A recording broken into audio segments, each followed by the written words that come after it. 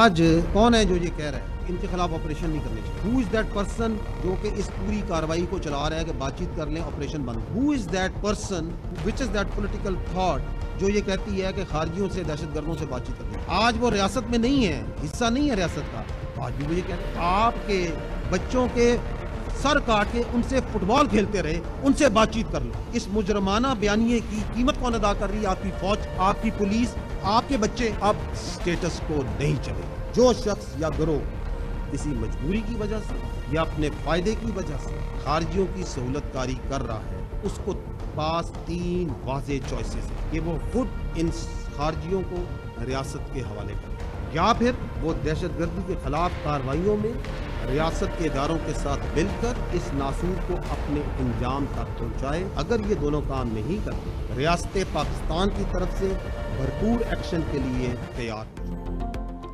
एक शख्स पाकिस्तान में दहशतगर्दी वापस लाया। वो कौन है जो उनका हमायती है? अगर कोई समझता है उसकी सियासत रियासत से बड़ी है तो ये हमें कबूल नहीं है। ये फर्द वाहिद दहशतगर्दी केपी में वापस लाने का जिम्मेदार है। रियासत को ऐसे शख्स के रहमो करम पर नहीं छोड़ सकते। आज से कुछ साल पहले देखें वो कौन शख्स या सियासी बयानिया है जो कहता है दहशतगर्दों से बातचीत करनी चाहिए।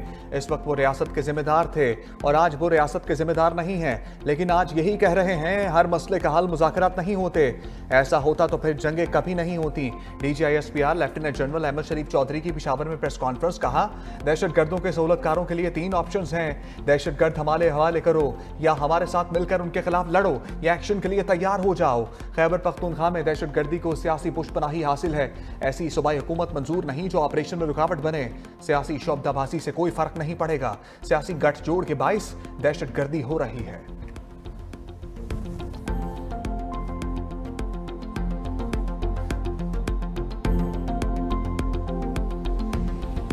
आप अपनी फौज को इस घटिया बयानबाजी, जिसकी अपनी कोई जाती मफाद और कोई गुमराह कुन किस्म का एजेंडा है, उससे पाक रखें और दूर रखें। हमारे लिए तमाम सियासी पार्टियां, तमाम सियासी रहनुमा काबिल एहतराम है, मगर अगर कोई ये समझता है कि उसकी सियासत इस मुल्क की रियासत से बड़ी है, ये हमें कबूल नहीं है। अगर एक फर्द भाई ये समझता है कि उसकी ज़ात इस पाकिस्तान से बड़ी है, ये हमें कबूल नहीं है।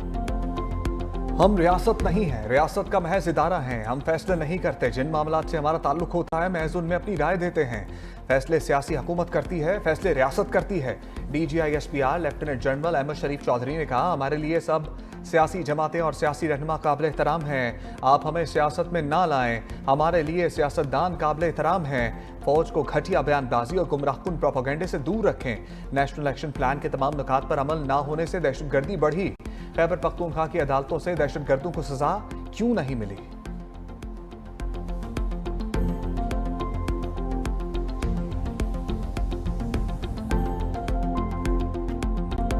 सियासी माफिया के लिए हजारों नॉन कस्टम पेड गाड़ियां हम हैं। अगर स्मगलिंग होती रहेगी तो उसके साथ दहशतगर्दी और धमाका खेज मवाद भी आएगा। DGISPR लेफ्टिनेंट जनरल अहमद शरीफ ने कहा यहां होने वाली स्मगलिंग का इल्जाम भी फौज पर लगा दिया जाता है। आज ये बयानिया कहां से आ गया कि अफगान महाजरीन को वापस नहीं भेजना? पाकिस्तान और खैबर पख्तूनख्वा में दहशतगर्दी की बजाय गुमराहकुन बयानिया है।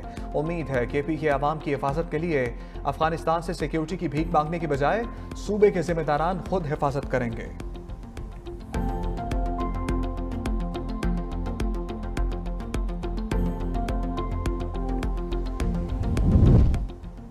अफगानिस्तान अपनी सरजमीन को नॉन स्टेट एक्टर्स की अमाजगाह ना बनने दे। पाकिस्तान में दहशतगर्दी के लिए अफगानिस्तान को इस्तेमाल किया जाता है। DGISPR लेफ्टिनेंट जनरल अहमद शरीफ ने कहा सऊदीया समेत दीगर ममालिक ने भी अफगानिस्तान को समझाने की कोशिश की। अफगानिस्तान में हर दहशतगर्द गिरोह की कोई ना कोई शाख मौजूद है। DGISPR लेफ्टिनेंट जनरल अहमद शरीफ चौधरी ने कहा भारत अफगानिस्तान को दहशतगर्दी के बेस कैंप के तौर पर इस्तेमाल कर रहा है। पाकिस्तान की खुद मुख्तारी के लिए जो करना पड़ा करेंगे।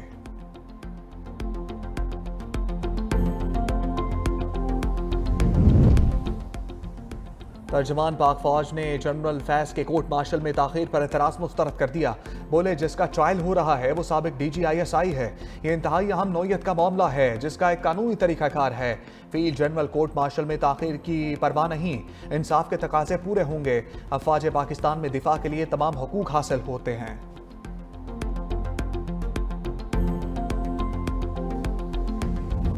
पाक फौज ने लेफ्टिनेंट कर्नल जुनैद तारिक और मेजर तैयब राहत और जवानों की शहादत का बदला ले लिया और अगजई में सिक्योरिटी फोर्सेस का भारतीय स्पॉन्सर्ड दहशत गर्दों के खिलाफ ऑपरेशन।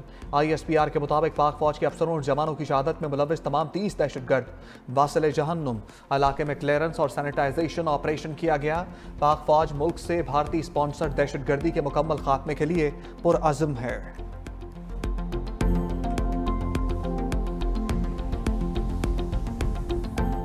अगर हमने इस दहशतगर्दी का मुकम्मल तौर पर इसका खात्मा न किया और इसका सर न कुचला, फौज पाकिस्तान सिपा सलार दिन रात आप लोग जो मेहनत कर रहे हैं, ये मेहनत रायगां चली जाएगी खुदा न खास्ता। ये खवारिज जो हैं हमसाया मुल्क से आकर यहाँ पर दहशतगर्दी के मुर्तकब होते हैं। वक्त आ गया है कि हमें इसके ऊपर ठोस फैसले करने हैं। Enough is enough.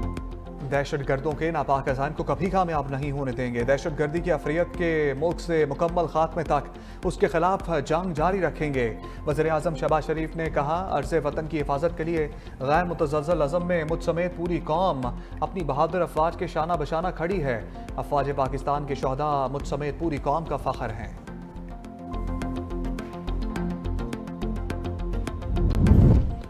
भारत और अफगानिस्तान में दोस्ती की पींगें। भारत का काबुल में सफारतखाना बहाल करने का ऐलान। नई दिल्ली में अफगान वज़ीर ख़ारजा अमीर मुत्तकी की भारतीय वज़ीर ख़ारजा जयशंकर से मुलाकात। अफगान वज़ीर ख़ारजा अमीर मुत्तकी ने भारत को करीबी दोस्त करार देते हुए मुकम्मल हमायत का यकीन दिलाया। कहा, अफगान सरजमीन को भारत के खिलाफ इस्तेमाल नहीं होने दिया जाएगा। दूसरी जानिब अफगानिस्तान के दारुल हुकूमत काबुल में धमाकों पर तर्जमान अफगान अबूरी हुकूमत ज़बीउल्लाह मुजाहिद ने कहा, अभी धमाकों की तहकीकात कर रहे हैं, ताहाल किसी नुकसान की कोई तला नहीं मिली। सोशल मीडिया पर दावा किया गया, धमाकों में कलअदम तहरीक तालिबान की रहनुमा को निशाना बनाया गया।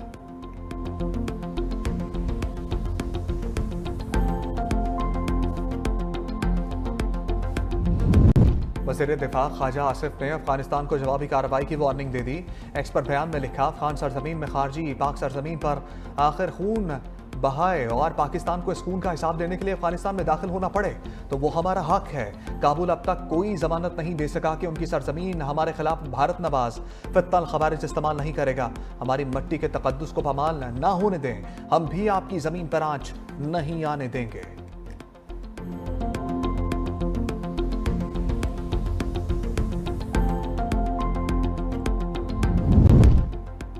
अफगान सरजमीन पाकिस्तान के खिलाफ इस्तेमाल ना होने दी जाए।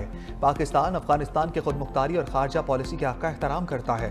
तर्जमान दफ्तर खारजा शफकत अली खान की हफ्तावार ब्रीफिंग। कहा, पाकिस्तान अपने शहरियों के तहफ़्फ़ुज़ के लिए सरहदी इलाकों में दहशत गर्दों के खिलाफ कार्रवाइयाँ करता है। TTP जैसे गिरोह खत्ते के अमन और इस्तेहकाम के लिए मुश्तरका खतरा हैं। पाकिस्तान अफगानिस्तान के मफादात दहशत गर्दी के खात्मे इलाकाई इस्तेहकाम में मुज़मिर हैं। पाकिस्तान समझता है कि अफगानिस्तान को अपनी खुदमुख्तारी और सलामती बहाल करनी चाहिए। पाकिस्तान किसी हलाक सियासत का हिस्सा नहीं बनना चाहता।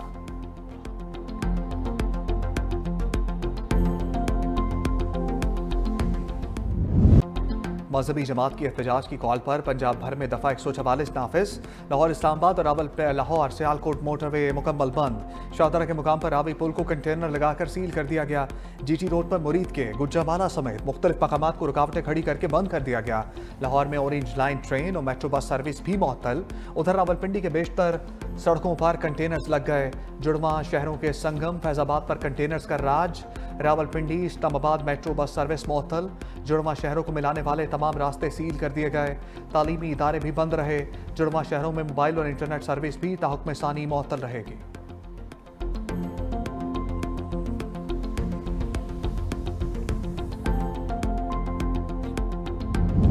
लाहौर में मजहबी जमात की एहतजाज की कॉल पर हालात कशीदा।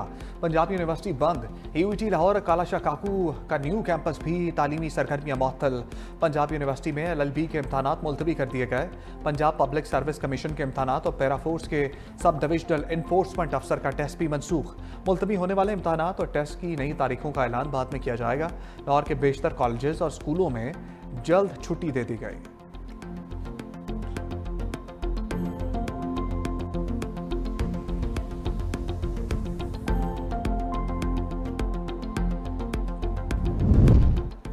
रियासत किसी जत्थे के हाथों ब्लैकमेल नहीं होगी। वज़ीर मुमलिकत दाखिला तलाल चौधरी की 2 टोक वार्निंग। कहा, जत्थों की सियासत और मुतालबात मनवाने की अब कोई गुंजाइश नहीं। पुरअमन एहतजाज हर किसी का हक है, लेकिन इंतशार की इजाज़त नहीं। TLP का एहतजाज समझ से बालातर है। एहतजाज को लीड करने वालों को कानून के कटहरे में लाया जाएगा।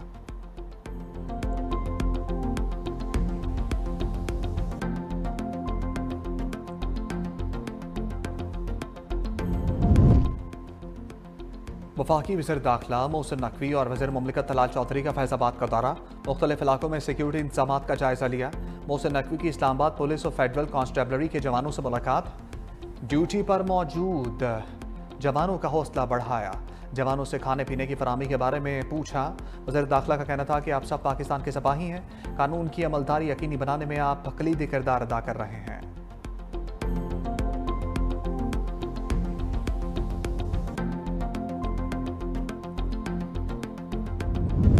पीपल्स पार्टी का वज़ीर आज़म आज़ाद कश्मीर के खिलाफ तहरीक अदम एतमाद लाने का फैसला। फरियाल तालपुर की ज़ेर सदारत पीपल्स पार्टी आज़ाद कश्मीर की पार्लिमानी पार्टी का इजलास। पीपल्स पार्टी दीगर जमातों के अरकान से मिलकर वज़ारत उज़्मा के लिए अपना उम्मीदवार लाएगी। सरदार याकूब उम्मीदवार मुतवक्के, अपनी फैसला नून लीग पीपल्स पार्टी क़यादत मिलकर करेगी।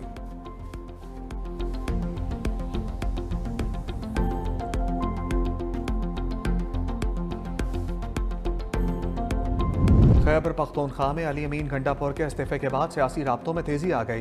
गवर्नर खैबर पख्तूनख्वा फैसल करीम गुंडी और जमीयत उलमा इस्लाम के सरबराह मौलाना फजलुर रहमान की मुलाकात।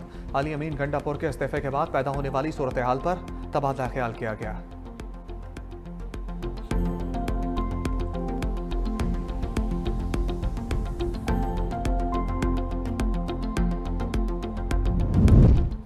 पीपल्स पार्टी और नून लीग में सीज फायर के बाद पीपल्स पार्टी ने कौमी असम्बली इजलास का बायकॉट खत्म कर दिया।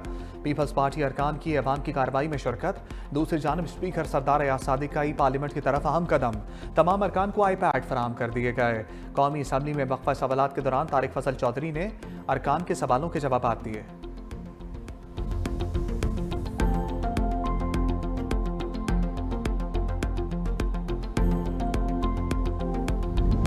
अमरीकी सदर डोनाल्ड ट्रंप हार के भी जीत गए।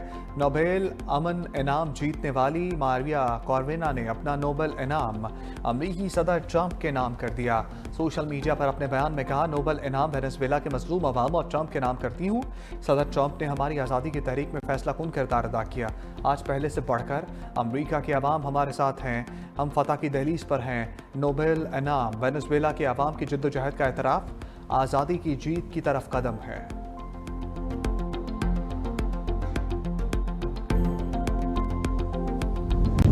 तोशाखाना 2 केस में बानी पीटीआई और बुशरा बीबी का बयान सामने आ गया। अदालत को जमा कराए गए जवाब में कहा गया, बलगारी ज्वेलरी सेट कानून के मुताबिक अदायगी करके अपने पास रखा। इनामुल्लाह शाह को सुहेब अब्बासी से कम कीमत लगाने का भी नहीं कहा। इनामुल्लाह शाह पहले पीटीआई सेक्रेटेरिएट फिर वज़ीर आज़म हाउस में भी मुलाजिम था। इनामुल्लाह शाह को 2 जगहों से तनख्वाह लेने पर बरतरफ किया गया।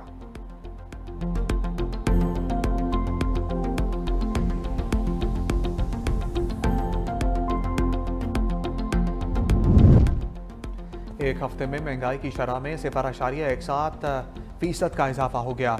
महंगाई बढ़ने की सालाना शरह 4.34% रिकॉर्ड। इदारा शुमारियात की हफ्तावार रिपोर्ट जारी। एक हफ्ते में 21 अशिया की कीमतों में इजाफा हुआ, 6 अशिया की कीमतों में कमी और 24 की कीमतें मुस्तहकम रहीं। एक हफ्ते में मुर्गी 8.94%, प्याज 7.47%, आटा 5.74% और अंडे फी दर्जन 2.25% महंगे हुए।